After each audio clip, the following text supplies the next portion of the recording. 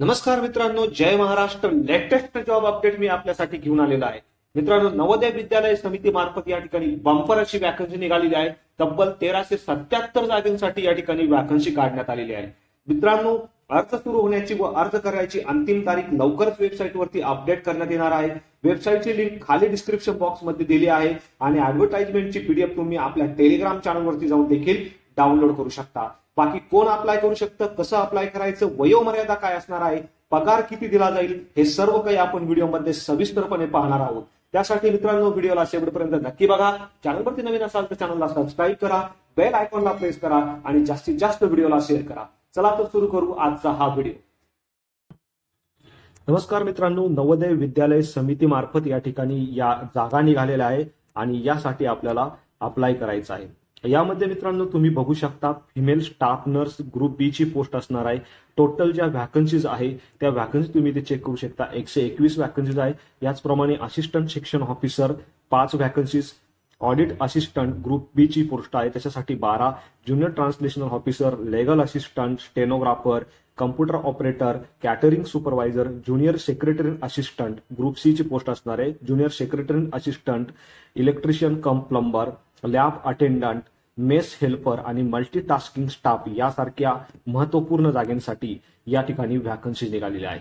Total 1370 जागा या ठिकाणी निघालेल्या आहे आणि त्यासाठी पात्र आणि इच्छुक उमेदवारांकडून या ठिकाणी अर्ज मागवले जात आहे. मित्रांनो, यामध्ये जे फिजिकली डिसेबल्ड पर्सन असतील त्यांच्यासाठी जागेचं डिस्ट्रीब्युशन कसं असणार आहे त्याचे पूर्ण डिटेल्स इथे दिले आहे, तुम्ही चेक करू शकता. यानंतर मित्रांनो, पोस्ट आणि इलिजिबिलिटी क्रायटेरिया जर आपण बघितला तर फिमेल स्टाफ नर्स या पदासाठी तुमचा प्राप्त विद्यापीठातून बीएससी नर्सिंग झालेला असेल तर तुम्ही या पदासाठी अप्लाय करू शकता. बाकी डिटेल्स या ठिकाणी दिलेले आहे. किती वर्षाचा एक्सपिरियन्स असला पाहिजे, तर 2.5 इयर एक्सपिरियन्स तुम्हाला असला पाहिजे. कमीत कमी 50 बेड असलेल्या हॉस्पिटलचा. या व्यतिरिक्त डिझायरेबल मध्ये तुम्ही चेक करू शकता. जर तुमच्याकडे हिंदी आणि इंग्लिश लँग्वेज जर तुम्हाला येत असेल तर तुम्ही या ठिकाणी अप्लाय करू शकता. हे डिझायरेबल असणार आहे. हे येत असेल तर तुम्हाला या ठिकाणी प्रेफरन्स देण्यात येणार आहे आणि येत नसेल तरी तुम्ही या ठिकाणी अप्लाय करू शकता. या व्यतिरिक्त किती पोस्ट असणार आहे, पात्रता काय असणार आहे, त्यानंतर एज लिमिट किती पाहिजे, हे सर्व डिटेल्स या ठिकाणी दिलेले आहे. जशी असिस्टंट सेक्शन ऑफिसर या पदासाठी तुमचं वय 23 ते 33 वर्षाच्या दरम्यान असावं. पगार जो आहे तुम्हाला 35,400 ते 1,12,400 इतका या ठिकाणी मिळणार आहे. तर मित्रांनो, या ठिकाणी देखील तुम्ही अप्लाय करू शकता. यासाठी तुमची बॅचलर डिग्री तुमच्याकडे असणं आवश्यक आहे आणि 3 वर्षाचा तुम्हाला administrative financial matters in central government और ऑटोनॉमस ऑर्गनायझेशनचा एक्सपिरियन्स असणं आवश्यक आहे. या व्यतिरिक्त ऑडिट असिस्टंट हे पद तुम्ही या ठिकाणी बघू शकता. ज्युनियर ट्रान्सलेशन ऑफिसर असेल किंवा लेगल असिस्टंट असेल तर प्रत्येक पदासाठी, ज्या पदासाठी तुम्हाला अप्लाय करायचं त्या पदाची काय पात्रता असणं, काय एक्सपिरियन्स तुमच्याकडे असणं आवश्यक आहे. त्या व्यतिरिक्त तुमचं एज लिमिट किती असायला हवं, हे सारे डिटेल्स या ठिकाणी दिलेले आहेत. त्या पद्धतीने तुम्ही या ठिकाणी अप्लाय करू शकता. यामध्ये मित्रांनो, जे रिझर्व्ह कॅटेगरीचे कॅन्डिडेट आहे त्यांच्यासाठी या ठिकाणी वयाची विशेष सूट या ठिकाणी दिली गेलेली आहे. जसं SC ST असेल तर 5 वर्ष, ओबीसी साठी 3 वर्ष. तर तुमच्या अकॉर्डिंगली तुमची जी कॅटेगरी असेल त्याच्या अकॉर्डिंगली तुम्ही या ठिकाणी बघू शकता. या ठिकाणी वयाची सूट या ठिकाणी दिली गेलेली आहे. या व्यतिरिक्त जे इकॉनॉमिकल विकर सेक्शन आहे त्यांच्यासाठी कोणकोणते डॉक्युमेंटची आवश्यकता आहे हे सर्व या ठिकाणी डिटेल्समध्ये दिले. मोड ऑफ सिलेक्शन मध्ये मित्रांनो तुम्ही इथे बघू शकता, जी तुमची लेगल असिस्टंटचं जे पद असणार आहे त्या लेगल असिस्टंटच्या पदासाठी तुमचं जे सिलेक्शन आहे ते इंटरव्ह्यू आणि कॉम्पिटिटिव्ह एक्झाम या दोन्हीच्या मार्कच्या मेरिटवरती होणार आहे. बाकी ज्या पोस्ट असतील जसं फिमेल स्टाफ नर्स असेल, assistant section officer, audit assistant, junior translational officer, computer operator, catering supervisor, lab attendant, multitasking staff यासारख्या पदांसाठी तुमचं जे सिलेक्शन आहे ते फक्त आणि फक्त कॉम्पिटिटिव्ह एक्झामवरतीच होणार आहे. याच्या व्यतिरिक्त बाकीच्या ज्या पोस्ट आहेत, स्टेनोग्राफर असेल, junior secretary assistant, junior secretary assistant, JNV grade, electrician cum plumber, mess helper यासारख्या पदांसाठी तुमचं जे फायनल सिलेक्शन आहे ते कॉम्पिटिटिव्ह एक्झामच्या मार्कवरती होणार आहे. परंतु कॉम्पिटिटिव्ह एक्झाम क्लिअर केल्यानंतर तुम्हाला या ठिकाणी ट्रेड किंवा स्किल टेस्टसाठी बोलवण्यात येणार आहे आणि स्किल टेस्ट किंवा ट्रेड टेस्ट ही तुमची क्वालिफाईंग नेचरची असणार आहे. म्हणजे तुम्हाला इथे क्वालिफाय होणं गरजेचं आहे. त्यानंतर तुमचं फायनल सिलेक्शन या ठिकाणी होणार आहे. हे तुम्ही या ठिकाणी डिटेलमध्ये बघू शकता.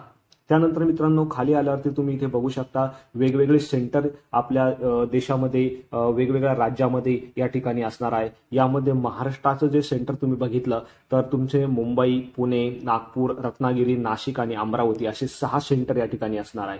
याचे डिटेल्स तुम्ही या ठिकाणी बघू शकता. स्कीम ऑफ एक्झामिनेशन मध्ये तुम्ही बघू शकता वेगवेगळ्या पोस्टसाठी या ठिकाणी एक्झामिनेशन स्कीम दिलेली आहे. जसं फिमेल स्टाफ नर्स असेल तर या ठिकाणी फिमेल स्टाफ नर्ससाठी 4 पार्टमध्ये एक्झाम कंडक्ट केली जाणार आहे. यामध्ये सिलेबस तुम्ही बघू शकता, किती क्वेश्चन विचारले जाणार आहे प्रत्येक पार्टसाठी आणि किती मार्काची ही एक्झाम असणार आहे तेही तुम्ही या ठिकाणी बघू शकता.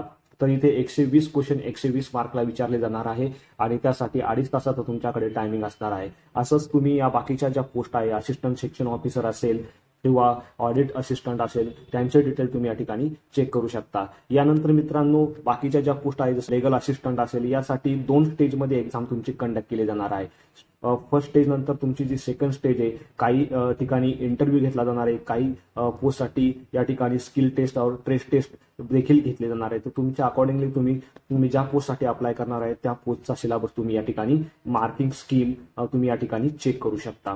त्यानंतर मित्रांनो खाली आल्यानंतर तुम्ही इथे बघू शकता कसं अप्लाय करायचं. तर अप्लाय करण्यासाठी सर्वप्रथम मित्रांनो तुम्हाला जी वेबसाईट आहे www.navodaya.government.in या संकेतस्थळावरती जायचं आहे. तिथं गेल्यानंतर तुमचा ईमेल आयडी, तुमचा मोबाईल नंबरने तुम्हाला रजिस्ट्रेशन करून तुम्हाला एक रजिस्ट्रेशन आयडी आणि पासवर्ड मिळणार आहे. तो आयडी आणि पासवर्ड घेऊन तुम्हाला लॉग इन करून ऍप्लिकेशन फॉर्म कंप्लीट करायचा आहे. त्यानंतर तुम्ही इथे बघू शकता जो ईमेल आयडी तुम्ही प्रोव्हाइड करणार आहे तो ईमेल आयडी तुमचा चालू स्थितीत असला पाहिजे, कारण नंतर जे पण कम्युनिकेशन नवोदय विद्यालय समिती मार्फत होणार आहे ते तुमच्या त्याच ईमेल आयडी थ्रू होणार आहे.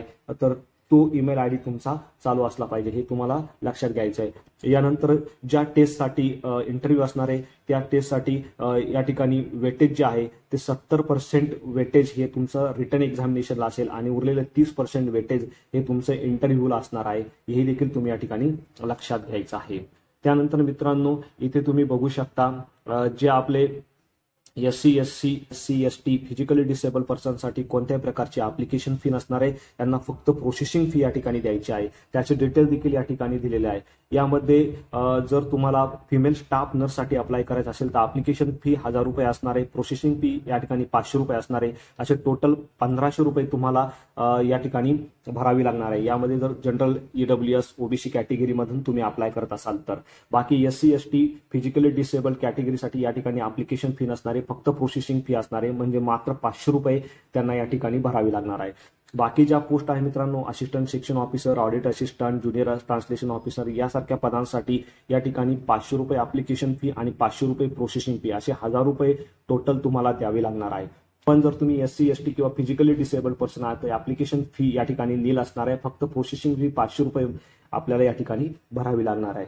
या ठिकाणी तुम्ही हे देखील चेक करू शकता. मित्रांनो इथे तुम्ही बघू शकता ऍप्लिकेशन पूर्ण झाल्यानंतर ऍप्लिकेशनची प्रिंटआउट घेऊन ती तुम्हाला डॉक्युमेंट व्हेरिफिकेशनच्या वेळेस किंवा इंटरव्ह्यूच्या वेळेस सबमिट करावी लागणार आहे.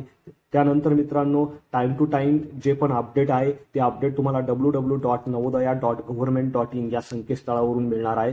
तर तुम्ही ते टाइम टू टाइम बघायचं आहे. त्यानंतर काही इन्स्ट्रक्शन दिलेलं आहे कॅन्डिडेट सारख्या, जसं की निगेटिव्ह मार्किंग या ठिकाणी असणार आहे. प्रत्येक चुकीच्या आन्सरासाठी या ठिकाणी 1/4 इतके मार्क तुमचे कापले जाणार आहे. एक्झाम जी आहे ती तुमच्या 2 लँग्वेजमध्ये घेतली जाणार आहे. यामध्ये हिंदी आणि इंग्लिश. तुमच्या अकॉर्डिंगली तुम्ही या ठिकाणी लँग्वेज सिलेक्ट करू शकता. बाकीचे जे डिटेल्स आहे मित्रांनो, कोणकोणते डॉक्युमेंट अपलोड करायचे, कसे करायचे, हे सारे डिटेल्स या ठिकाणी दिलेले आहे. मित्र ऍप्लिकेशन करताना जर काही प्रॉब्लेम आला तर तुम्ही मला कमेंटमध्ये विचारू शकता. व्हिडिओ जर आवडला असेल तर व्हिडिओला शेअर करा.